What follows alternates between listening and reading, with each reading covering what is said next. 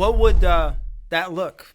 What would a inflation withdrawal look on the United States? Okay, well, before I answer that question, I want to point something out, and that is when we say solution, something that word conjures in many people's minds is silver bullet.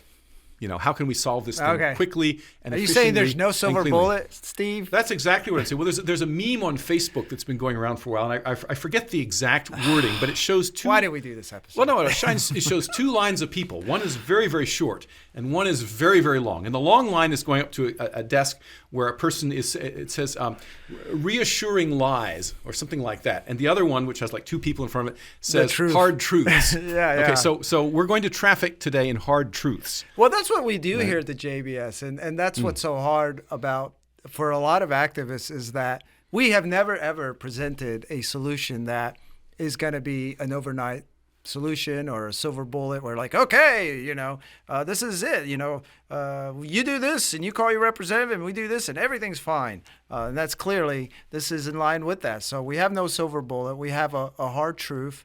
That would require a withdrawal period that would be painful. Okay, well, here's hard truth number one. Hard truth number one is no matter which road we choose, the outcome is going to be unpleasant. The question is, which one will lead to more unpleasantry? So if we continue down the road to inflation, which we've been doing for the better part of 100 years now. I mean, technically it didn't start when the Federal Reserve was created. It really started in the 1930s when we went off the gold standard, and it accelerated in the 1970s when Nixon closed the gold window. So it's not been, but it's been several generations now that we've been pyramiding dollars and creating this massive, unjustifiably, immense supply of dollars worldwide. Obviously the dollar is the world's reserve currency. So it's not just the United States. It's the entire rest of the world that depends on US dollars, for their financial system. Okay, so if we continue on the path we're on now, sooner or later, and no one can say exactly when, it could be sooner if our illusion is punctured by some sort of black swan event like another pandemic or a world war or something like this. Or an alien invasion.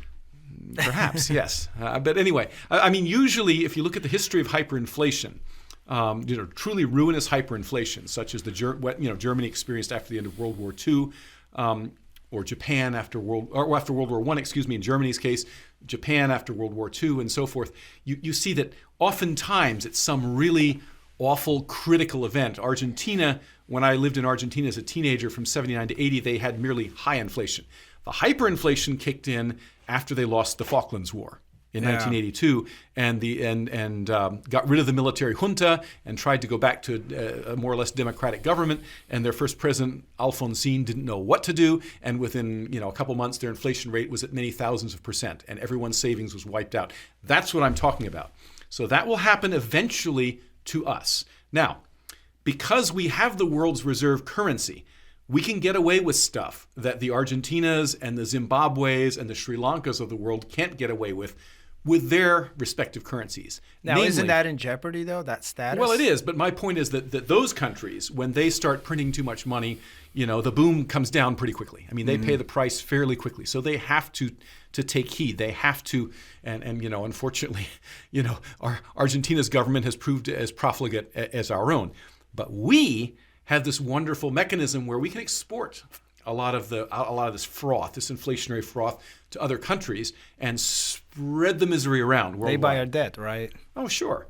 So we do enjoy a bit of a stopgap thanks to this. I mean, in this sense, the dollar seems to defy all of the rules of economics at times, and this is the reason. But that won't last forever. I mean, right now there's an effort afoot among the likes of China and Russia and other countries, even Saudi Arabia, to move away from the dollar as the sole default currency. And there are any number of other directions that events could change. But the bottom line is this: sooner or later, we're going to reach what the Austrian economists call the crack-up boom. And when that happens, when all those excess dollars come flooding home to the United States because internationally confidence is lost in the dollar, or for some reason like this, then we're going to experience hyperinflation and the complete destruction of our own economy. Savings will be wiped out almost overnight, as happened in Weimar, Germany, except it will happen on a much larger scale. And Beyond that lies the abyss. We don't really know how Americans will respond. Okay? That's one possible consequence. And I would argue that is by far the worst outcome. And all we have to do to guarantee that outcome is to continue on the present course. Okay? Is there a timeline or a No, range? there's no people. People have been, Peter Schiff has been right and wrong. He's one of the most prominent forecasters and people that understand this. He correctly forecast the 2008-2009 implosion. But then he kind of said, well, there's going to be something else within 5 to 7 years. Well, it hasn't happened yet. And he's admitted since that, well, he got the timing wrong.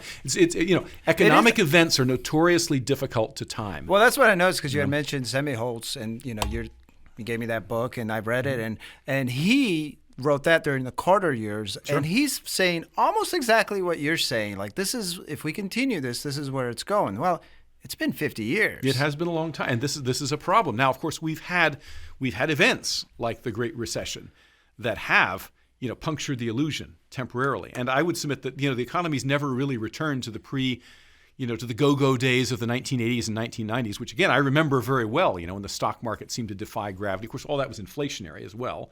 I mean, because in good times, when the economy, when confidence is more or less maintained under an inflationary system, what happens is all that excess money pumps up the value of assets, and investment-grade assets, and more or less stays there. And so the stocks and bonds and everything goes up, and everybody makes money. Even your taxi drivers buying stocks and recommending stocks, and everybody's happy. Everyone's getting McMansions, right? And that's all inflationary too. People tend to think that inflation is only when the price of eggs and meat starts or gasoline, start rising at the pump. But that's what happens when the system starts to break down. Yeah. Okay. And now, we've only had one true hyperinflationary episode in the history of the United States so far, and that was during and after the Revolutionary War, a time of great crisis when we were forced, the Continental Congress was forced to print money, true fiat money. Great Continental bucks, right? Right, to finance the war, and it pretty much bankrupted everybody. By the end of the war, everybody was in debt, and Americans remained in debt. Most people were in debt until, at least 1800 or thereabouts. They took a long time to pay things off. So, what's the other possible solution? What's the other way? All right, so the first one, let's reiterate. If we continue doing what we're doing, all we have to do, it'll all collapse eventually. Going back to that, though, you had mentioned those rival countries that buy our debt. And I was just wondering, these are not nations that like us. What does it take for them to just stop buying our debt, stop acknowledging whatever that means, us as the reserve currency? Is that a real prospect? Is that possible? Well, it's already starting to a limited degree. I mean, China and Russia. China's already begun purchasing oil from Russia and paying with renminbi, with Chinese currency. The Chinese, for some time, have been agitating for making the Chinese yuan or renminbi another alternative, global reserve currency. The Europeans, our friends, our buddies in the EU. So there's some sentiment there that perhaps the euro ought to be on an equal footing with the dollar as well. So far, it hasn't happened. And primarily, I think it's because of systemic inertia. People are kind of happy with the way system works, more or less. All the world's wealthy elite, who are generally apolitical, I should point out. This is a characteristic of people who are super rich, and particularly financiers and bankers. They tend not to get swept away by partisan politics or political tribalism. They just want to make money. And if money means accumulating U.S. dollars, they really don't care too much if the U.S. maybe is pursuing policies in the Middle East that they disagree with or whatever. Because I guarantee you all the wealthy Gulf Arabs and so forth, they all have their assets in dollars too. And for the moment, they're all happy with it. What it would take for that to change, again, it's impossible to forecast that. But as surely as we're sitting here having this conversation right now, it will come to pass someday. If we are not immune from the same, laws that have brought down the Argentinas and the Germanys of the past. Okay. Wow. Okay. So now you were saying the less painful way and the way that will lead to a brighter future, but nonetheless includes a dark valley is? Okay. Well, the less painful way is we ourselves put an end to the fiat money system. Now, if we did it overnight, the political, social, and economic dislocation would probably be so great it would probably provoke a revolution or something like that. So that's probably not the best way. Wisest course to follow. Now, right now, there's a chap down in Argentina who may well get elected next year. His name is Javier Milei, and he is, is basically he's a Rothbardian or an Austrian economist, and he very much understands how the monetary system works, and he's been promising Argentines that he'll get rid of inflation. But he's saying if we do this, it's going to hurt. It's going to hurt for a year or two. And he points to a time back about 30 years ago when Argentina briefly managed to tame inflation, and that was preceded by a rather significant recessionary period. Okay, so that is going to be inevitable, just as the addict who is taken off of, denied his heroin fix or whatever for a period of time is going to suffer withdrawal symptoms. Okay, I mean the analogy is it is somewhat trite, but it really is true. If he continues taking heroin, it's going to kill him eventually. Okay, yeah. Every heroin addict, his brain knows that. Okay, that this is there's only one way that this addiction leads. Okay, he's not going to end up being a 75-year-old heroin addict. Okay, but on the other hand, every time he tries to quit, he realizes, wow, this is a painful course too. Okay, so this is hard truth number 2. We can't get out of this fix without paying a price. Okay, now that price will probably also involve some sort of very significant economic and financial contraction, and a lot of dislocation, a lot of chaos, and of course the usual voices clamoring to go back to the old ways and so forth and so on. So it would require a considerable amount of political and societal will that will only be begotten of an increased level of understanding of the mess we're in and how we go about fixing it. Now, the way we fix it, in short, is by reinstating some sort of a precious metal standard. Now, in practice, how do we do that and still somehow try to honor all of the commitments that are out there? We can't, can we? I don't know. That was going to be my follow-up question. I don't know. We got a lot of goodies flowing around, a lot of programs, and generations of Americans have gotten used to these. I don't know if they're new deals, if that's when they start or whatever. But now there's no one alive.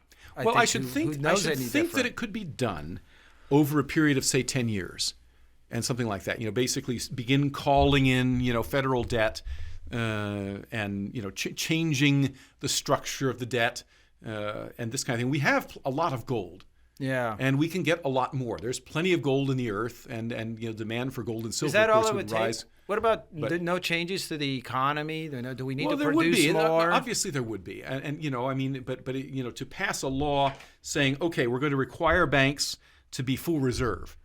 I mean, if you did it today, every bank in the country would go bankrupt overnight. So there'd have to be some sort of a transition period. And frankly, it's beyond my pay grade to understand what that might be. But there are a lot of very smart economists who could probably figure out, well, you might need a 10-year or 20-year period to phase that back in or something like that. It certainly wouldn't be an easy fix. And it might mean 10 or 20 lean years.